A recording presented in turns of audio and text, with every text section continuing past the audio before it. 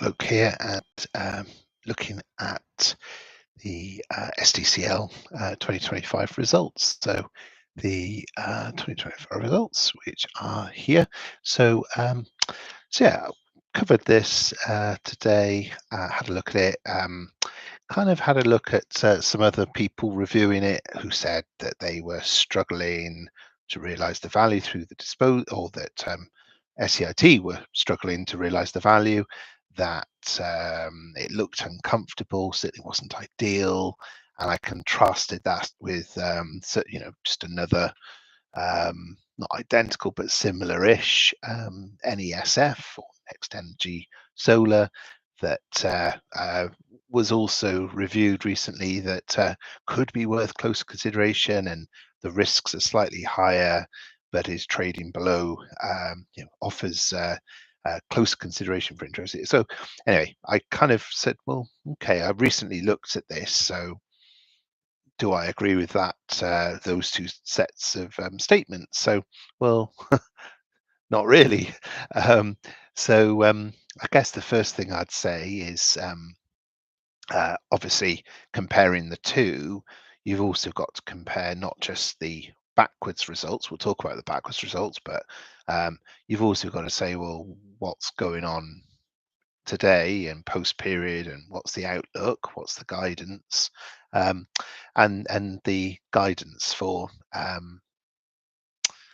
SEIT is that there's expected increases from significant investments that have been made, um, a lot into Onyx, but other things as well. And some of these investments have been made over numerous years. I mean, it's you don't just sort of sort out a blast furnace, stick something on it, and off you go. I mean, these are sort of multi-year projects that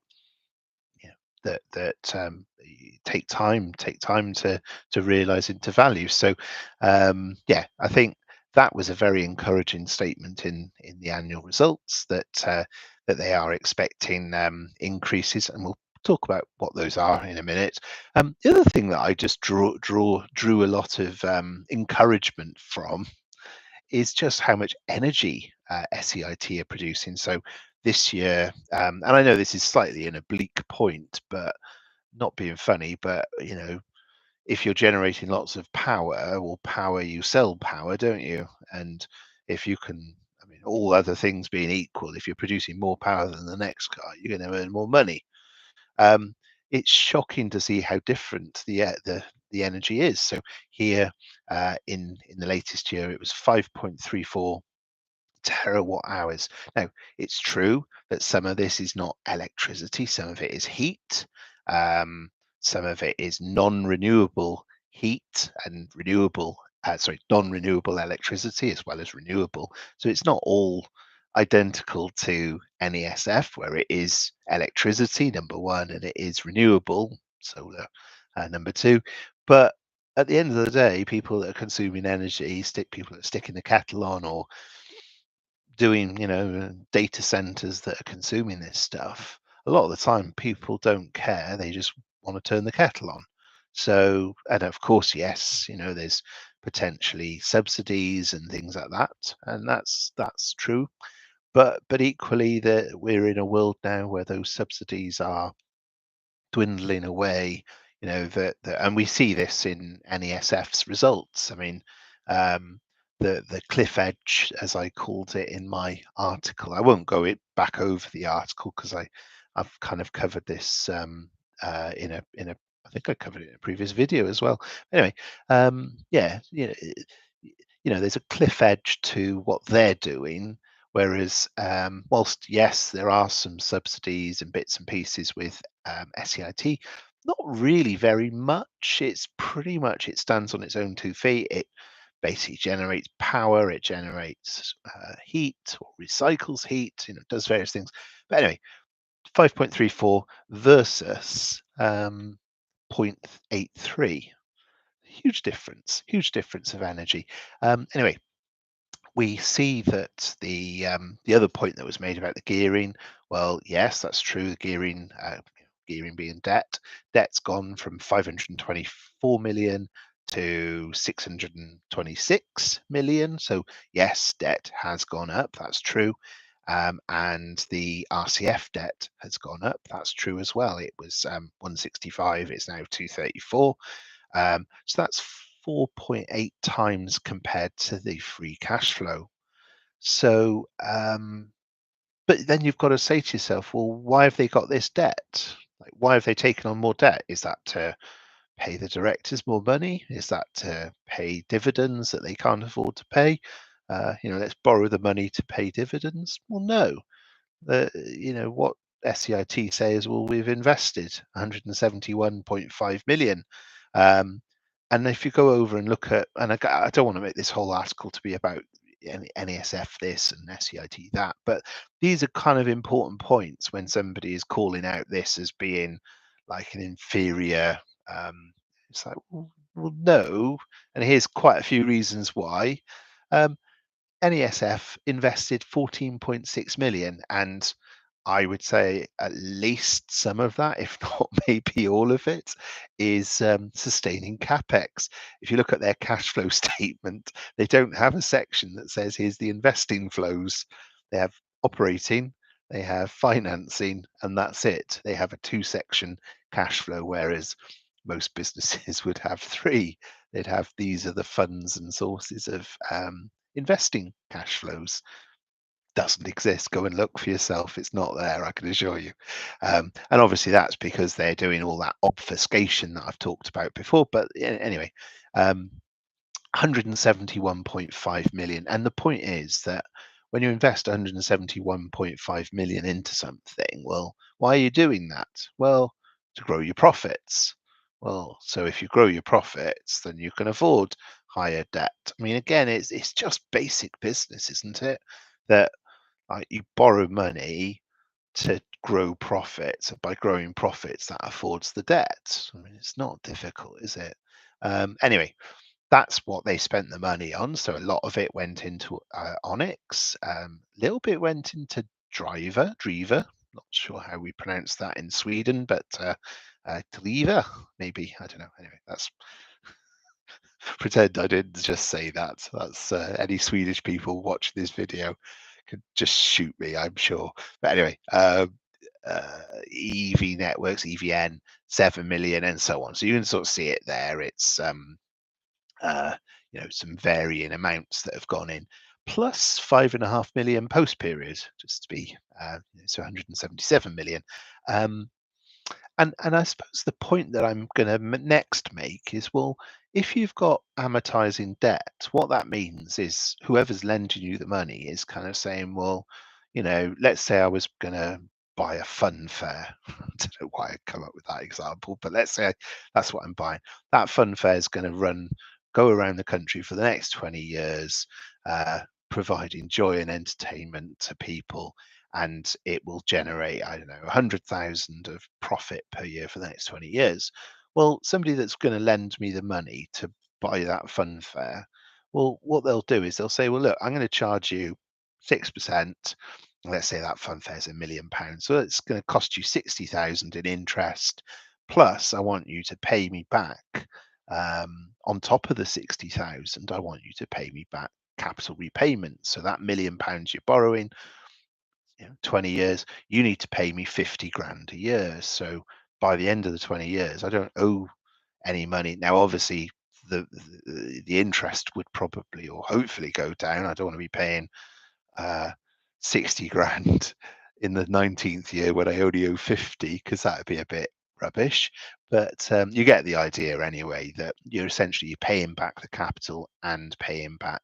So that's why I make the statement that self-amortizing debt takes care of itself. And if you take the cash flow net of it taking care of itself, in other words, the lender who lent me the money for the fun fair knows and is happy, it accepts that the fun fair's got a 20-year life. That's fact number one. And that it will make sufficient profits for me to afford to pay them 110,000 a year. If either of those statements isn't to their happiness or satisfaction, they won't lend me the money. Yeah. So whatever the amount of interest and capital, and these are disclosed numbers in the accounts. You can go and look those up there somewhere by here. That that that Yeah, they sort of have a little section that has a little flow diagram on it that gives you that. Sorry, I should probably got that ready, but anyway, oh, actually, I've got it in the article. Thinking about it, the debt takes care of itself. It's this stuff here. Look, this 32.9 gets siphoned off to, think my fund there. That's the interest. That's the capital repayment. So that stuff there, right, is how much money is left over after the debt. The amortizing debt has taken care of itself. And then obviously I've got other debt that's non-amortizing, that this thing here is costing me 14.4 million. But you'll notice here there's no capital repayments because it's non-amortizing. What that means is you still owe it, like there's no repayment plan for the capital. Okay, that's the difference. So on the basis that it takes care of itself, if you actually consider that, well, 97 million is how much is left over, and then the non-amortizing is 234, well, actually the debt is only 2.4 times. Yeah. So stripping out all the stuff that's amortizing, the payments, as well as, so just taking the remaining proceeds of 97 relative to that. I mean, what I mean by that is that those cash flows would pay off that debt in 2.4 years, is another way of looking at the same thing. Now, again, go over to NESF. Well, what does their numbers look like? Well, they've got debt of 490, of which only 144 million 900,000 is amortizing. Okay, they've got free cash flow of 64.3 times.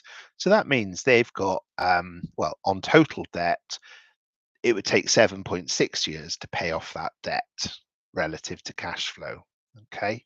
Um, and then if you actually sort of take out the part that is amortizing, in other words, they are paying it off, the non-amortizing, this 345 million here versus what you'd be left over, okay, the 51.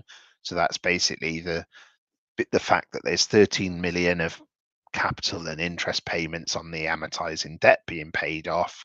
That actually kind of would take 6.7 years. So it's about, well, you can see the numbers for yourself compared to the two of them. I mean, that one's sort of 4.8 versus 7.6 years. That one's 2.4 versus 6.7. So don't tell me that there are concerns about the debt level relative to something else where you said there's not. It just seems ridiculous. So yeah, for me, the debt is not out of control. Far from it. Quite the opposite, actually. So I don't agree with the conclusion that was reached today about SEIT. So it's also interesting to learn, or to note, that if you go back 12 months to the 2020 for the FY24 results, the free cash flow here was 118. Now, that wasn't actually in the report, but what they did tell us a year ago, where they told us that number, and they told us that number. Working backwards, I got the 118 million. So it's grown by 12.2 million cash flow, which is great. Obviously, this here, the interest is higher because obviously the RCF and the portfolio debt are both higher, which is why we sort of end up, and obviously the dividends are higher. So that's why we end up at 1.0 times versus 1.1 times last year of dividend cover. But actually, if you factor in that 12 million doesn't include all of those EBITDA improvements, well, the next year free cash flow is going to be higher still because there's other things coming on board. I think the other next interesting thing that I noticed was, obviously we have the full year results, which is these numbers here. Now I've turned them into GBP, so they get reported in kroner and dollars and euros. Obviously, you can't see what's what, so I've turned them all into pounds. Um, we also know what the interim results were, okay, 6 months ago. So therefore, if we take the difference between the two, which is this column here, ta-da, you can see where things where you can see where things have kind of, well, gone well and gone awry. Um, so the first thing to notice, obviously things in red are bad, things in green are good. Well, wow, what happened there? Uh, I will tell you, but yeah, the profits dropped off a cliff. Okay, that's insight number one, because I don't think, well, having watched the presentation, I don't think the investment manager was altogether forthcoming about this um, drop in. Well, I mean, it is there buried away in a footnote somewhere. So, I mean, I'll show it to you in a minute. But driver, we can see that's up by, well, over 40% half year to half year. We'll talk about that one in a minute as well. Primary energy up by 15%, something like that. It's so that's a good result. Onyx is up by about 25%. So not a vast increase, but again, it's all down to timing, and obviously this is up till March. So what you would expect to see is a really big increase now, I say. I mean, A, because it's the summer months, and B, because we know that a lot more has come online, and the megawatts in operation in 2025 in the year-end results was 114, I think it was, whereas it was, I believe, 94 if we go back to this article, Onyx Day's work. I think I said that it was 94 and there was news flow. Um, yeah, so so sorry, it was 108 at the half year and 14 was added, so it was 94. There we go. I seem to have memorized these numbers, didn't intend to, but it's stuck in my head. And Red Rochester down a little bit there as well. So again, we'll talk about that. So Aliva, massive drop in the second half. Well, what's that all about? Well, yeah, buried away. Took me a while to find it, but buried away, a one-off adverse impact of 15 million, in line with the estimated impact of this valuation assumption included in Note 3 in the March 2024 annual report. Now, I was looking for this damn Note 3 in the 2025 annual report, because, like, why would you like why would you hide? Well, you're not hiding, but it wasn't obvious anyway that it was sort of you actually had to go back to another report to find the detail of the problem in this report. So that was sort of the leap of the imagination. Um, so what on earth was this 15 million? Well, this is the update from 2024 report. And basically, they said that there's compensation for gas distribution, so it's like a subsidy or a one-off. Yeah, so this would be a one-off reduction of between 15 and 25. Well, it was 15. It was at the lower end, which is good, I guess. But it is a one-off cost. So the thing that I actually took from this was, I said, well, okay, so the underlying performance then was actually really good.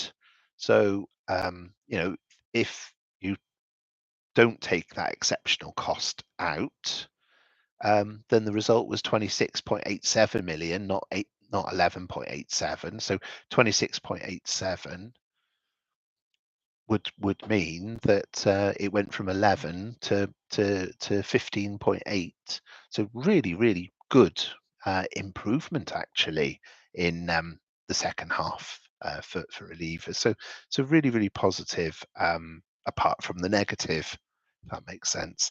And they also talk about there being better stability now. So even though that there's this one-off hit, they call it the RORE updates, and it's all to do with emission trading. So I suppose because you're generating renewable energy, that you can claim credits and or trade those credits. So it's like renewable credits. And yeah, they sort of said that there's a better market, more stable market, more consistency, more stable cash flow. So there's a sort of a silver lining to that very dark cloud, I guess you could say.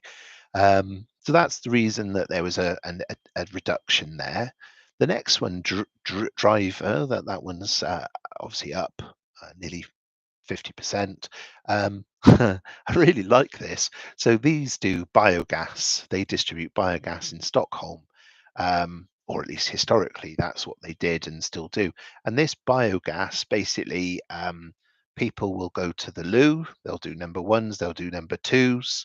I'd imagine it's the number twos that generate the methane, but you kind of get where all of that's sort of going. That the sewerage plants generate uh, biogas, and that's what Driver are selling. Uh, they're selling people's crap back to them, so to speak, um, in a manner of speaking. So anyway, yeah, they're still doing that. That's not changed. Um, but what they're also starting to do and going to do is basically something that I call so obvious. Um, well, over in the UK, their sister company, EVN, are basically doing, fast chargers for electric vehicles and for buses and different things. Over in the US, their sister company, Onyx, are selling solar and storage. Well, guess what? Driver are going to do that now as well. So they've basically got and I sort of had to try and get some head sense out of their Swedish language website, but I managed to get a few things in English um, that made sense. So they're basically going to do EV charging, solar as a service, heating as a service as well. So like Red Rochester does. Um, and so far, so good. They've got 5 contracts. They've got buses in Östergötland. So these buses are driver powered buses, and they see strong growth, profits. So there's more to come, but they've already achieved a 50% rise increase to profit, which is good. Um, Moving on to primary. So obviously we saw that one second half has grown more modestly. But it was interesting again when you actually get into the detail. They say that there was production delays. So actually one of the assets had production delays. So the remaining 4 assets actually sort of really outperformed, because obviously they grew profits modestly. So the underlying performance there is it's very strong growth. Again, one thing that's holding back the what would otherwise be very strong profits. And various initiatives are in place to increase profits by 1 million in the coming year, and it's these here. So reduction of energy waste, saving $1 million, increases in electrical generation by zero point 0.7 megawatts that will generate approximately 400,000. So I'm $1.4 million, £1 million. Okay, so I'm basically that. Well, it says targeting completion in 2026, targeting completion late 2025. So, I mean, whether we'll see the full million in FY 2026, obviously we'll have to wait and see what the timings are.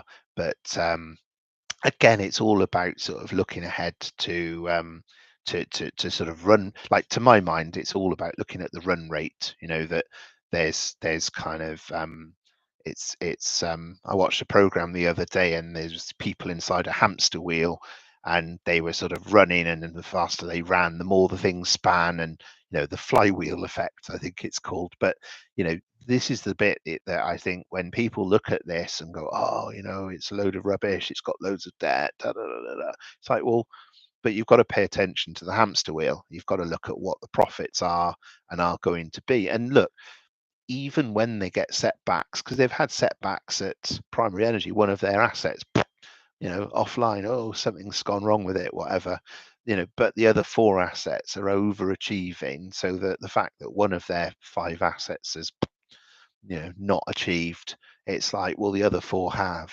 And this is kind of the story I think that you get from SEIT is like, it's not perfect, but even even despite setbacks, they're still able to generate cash. They're able to generate results, and here we are today with today's results showing exactly that, exactly that.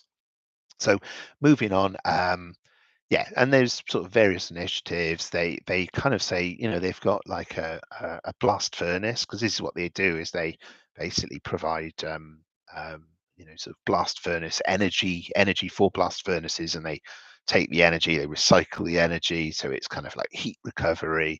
So if you're making steel, then you can make it for a steel, because you've got sort of cheap energy, and plus you can get credits, and the credits are um, Ohio state credits. So if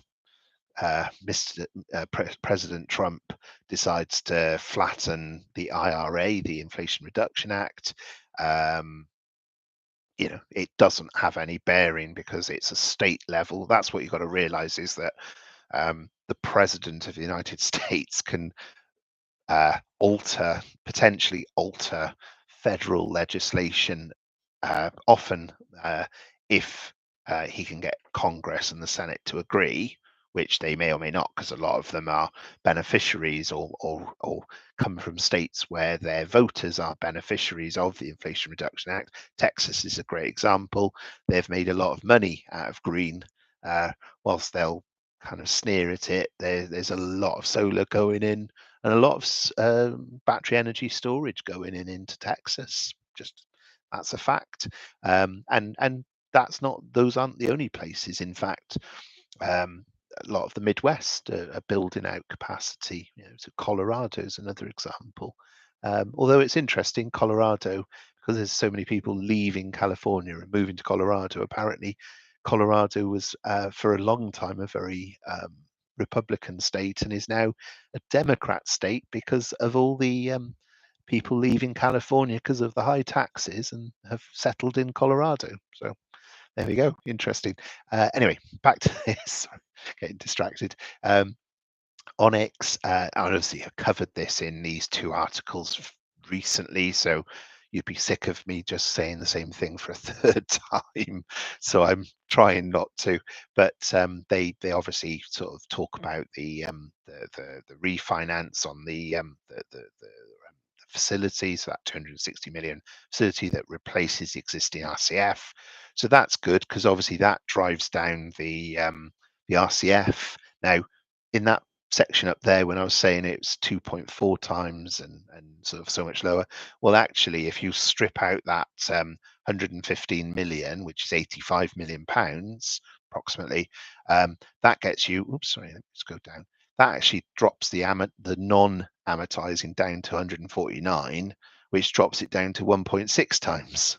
So, in the space of 20 months, you could pay off all of your theoretically pay off all your non-amortizing debt. Obviously, you'd have to stiff the shareholders and say, sorry folks, we're not going to pay you your dividends, we're going to just pay off the debt. We're not going to invest anything anywhere, we're just going to pay off the debt. So I'm not saying that it's realistic to say, oh, we will pay it all off in 20 months. It ain't going to happen like that, because there'd be a general harumphing from investors, and the share price would crash and crater and all the rest of it. So I'm not saying that, but they could. They've got enough cash to, is what I'm saying. So that's that. There's not a vast amount that I'm going to say about Onyx that's new. There was also a further reduction of 18 that they talked about in the results as well, in relation to Zood, which is the new name for EVN, as far as I can tell, and that would drop that down to 131 if that goes through, which they say they think it will, or they say it will. So I mean, this thing about the uncertainty, I mean, obviously with everything that's been going on with Trump and tariffs and different things, I mean, no wonder there's been a disruption. I mean, I don't think you can really fault SEIT, in my opinion anyway. I don't think you can fault them for sort of saying, do you know what? Like, we're in a silly time with like a lot of uncertainty thrown up because of everything that's going on with MAGA and Trump and everything else that's going on. So, like, we're getting silly offers. So just sort of stick however many fingers up at those offers and say, nah, like, will but we will sort of entertain, sale of partial, like we'll if you want to buy part of the portfolio, we'll entertain offers for that. But no, we're not going to take your silly offers. We don't need to. We've got enough cash coming in. Like I say, the amortizing debt looks after itself, and then the non-amortizing. I mean, it is expensive. Don't get me wrong. I mean, from the looks of things, and they're very coy about how much. I mean, overall, the debt's costing 5.7, and last year it was 6.0, which is more expensive than any SF. So paying I think it was 14.7 million pounds interest on, say, 234. I mean, that is, well, I mean, that's at least 6%. So anyway, yes, there might be a benefit to paying down the RCF, but yeah, again, it's better to just bide your time, because there is no forced sale needed here. If they don't sell it, doesn't matter. There's plenty of cash coming in um, that will cover it.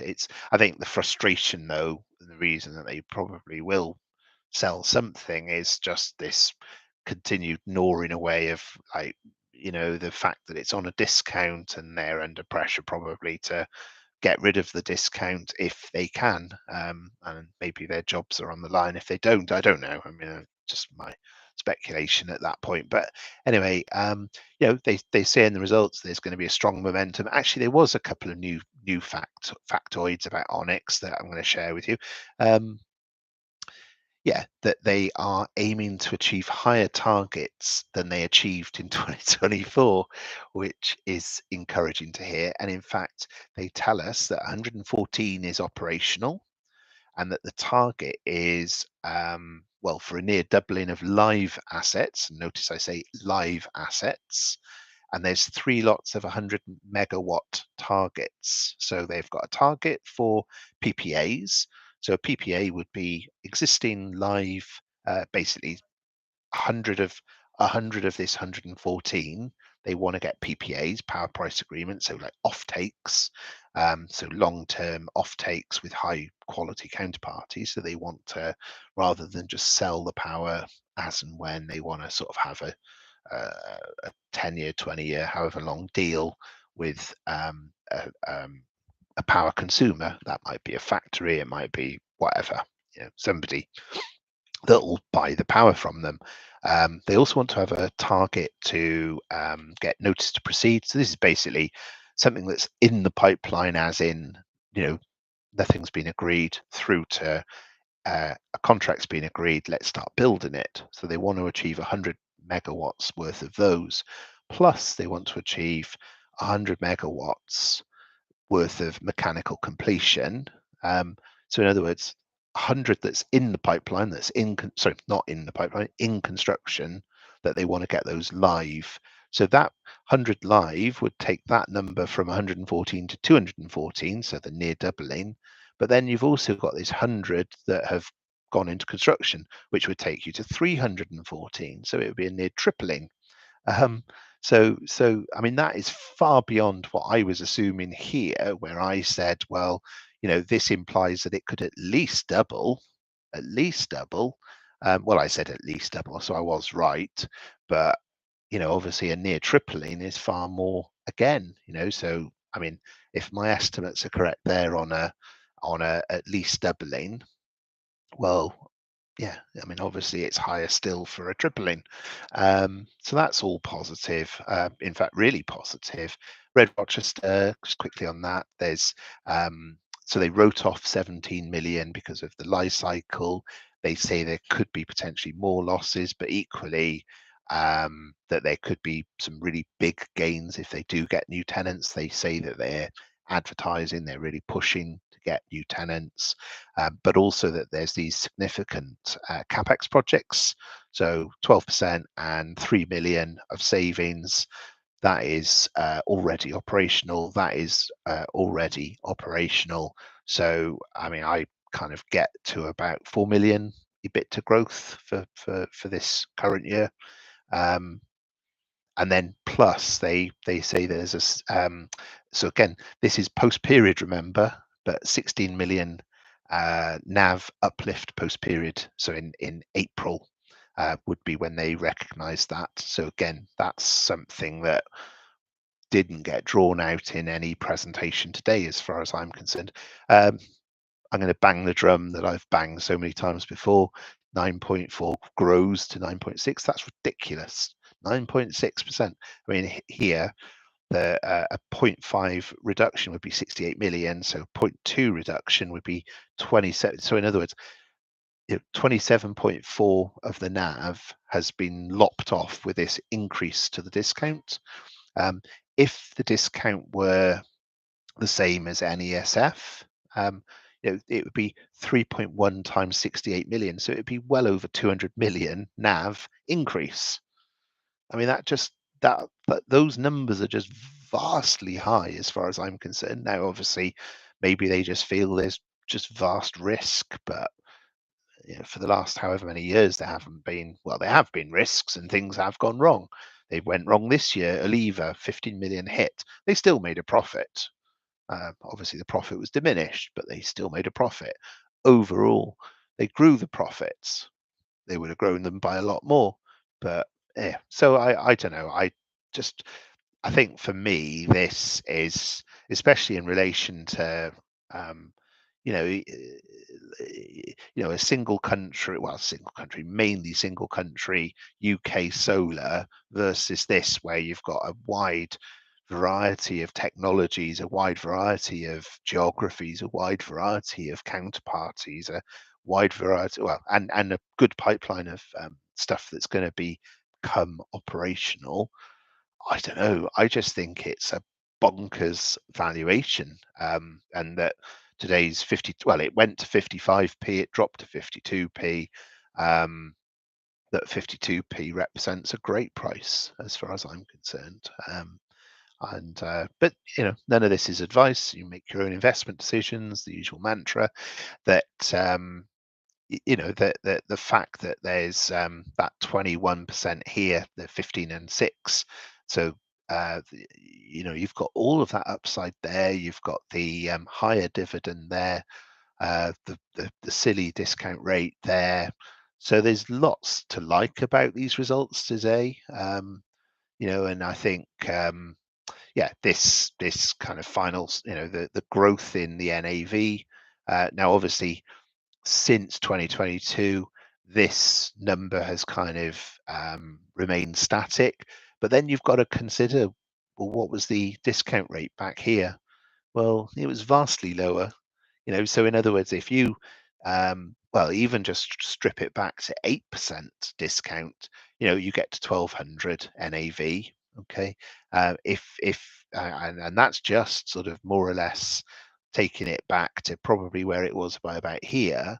So if you take it back to to here, and also just the stuff that's in construction that's going to come online as well as the other thing, that again, that NAV doesn't really reflect the opportunity. So obviously that NAV is that NAV per share 90.6.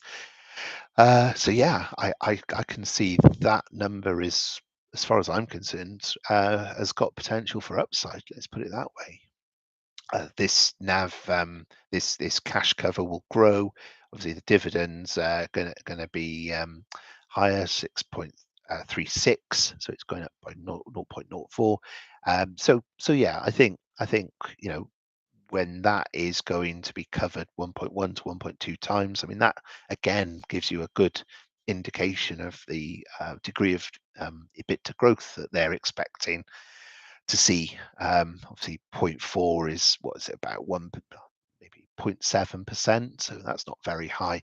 But for it to grow to 1.2, I mean that's a 20% increase to NAV, roughly, if they get to 1.2. So yeah, look, that sort of sums up my take on the annual report. I'll be releasing this article in the next couple of days on my Substack being theoakbloke.substack.com. Thank you for watching this video. Hope that's been useful. Uh, yeah, just I guess uh, uh, that's all from me. Oak Bloke signing off. Cheerio for now. Cheerio.